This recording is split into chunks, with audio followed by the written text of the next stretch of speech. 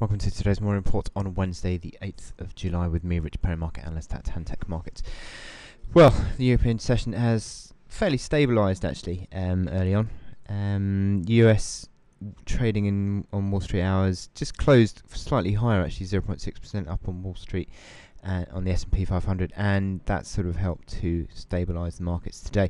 The key figures are becoming increasingly exasperated with the tactics of Greece coming into the negotiations yesterday, or what could have been a pretty pivotal meeting. They came in pretty much with nothing other than just a few scribbled notes on a piece of paper. So they're getting exasperated, and it's even you're seeing it through the markets now. Big selling pressure through the markets yesterday as the day went on, and you're seeing, say for example, this yield spreads between core and periphery.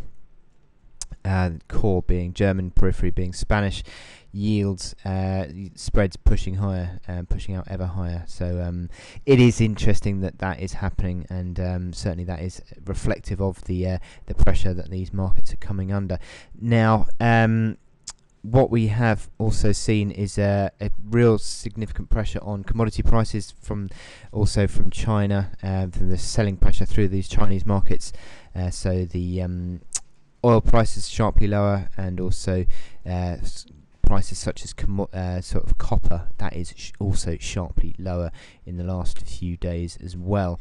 In terms of the dollar, we've seen a move towards the dollar really, but it's interesting today because we're seeing the yen now strengthening.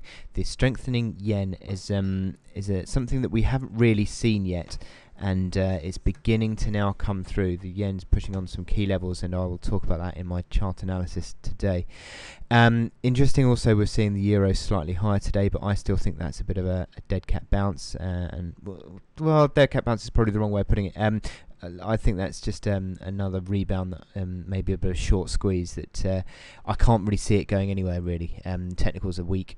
Fundamentals in terms of what's going on with Greece is also pretty poor as well, pretty dour. So in the next few days before this deadline, which seemingly is supposedly on Friday, I don't really see any real positivity coming through there. You've got the FOMC minutes tonight, which could certainly have an impact on all these markets. FOMC minutes, that for a meeting that came before that payrolls report that was fairly disappointing and showed that lack of earnings growth. So the payrolls, so the minutes today, if they are slightly hawkish, may take a bit of the shine off the dollar move. But obviously the dollar has been generally stronger in recent days anyway, so it'll be interesting to see how the markets react around the minutes tonight. In front of that, there's not a great deal really. We've got the UK budget today, so certainly there could be a bit of volatility around sterling, and also we've got the oil stocks, the weekly oil stocks inventories at 3:30 this afternoon UK time. Forecast to come in back in negative territory, down 1.5 million barrels. Takes me on to my chart of the day, which is the DAX. Now I'm looking at the DAX because we've had this sharp breakdown. We had the selling pressure that was finding actually that a barrier from the downside to the downside of 10,800, but that broke decisively yesterday, and that's sort of taken us away from that 38.2% fib level, and it now seemingly sort of opens up the 10,372 50% fib level. And it's a pretty bearish move, and looking at these momentum indicators as well, you'd say that all agrees with it. The RSI is pretty weak, MACD line's weak, stochastics very weak as well, so further downside pressure in this move. A series of lower highs and lower lows now in the last 2 or 3 weeks on the DAX, and this is the hourly chart that shows that move over the last couple of weeks. And also the support that had been in force around 10,800 has now been broken, so that becomes a resistance. Old support becomes new resistance. We've had this slight rebound today. You could argue a bit of a bull hammer there on the hourly chart, but I don't really see it moving too far, and even then the subsequent handle after that bull hammer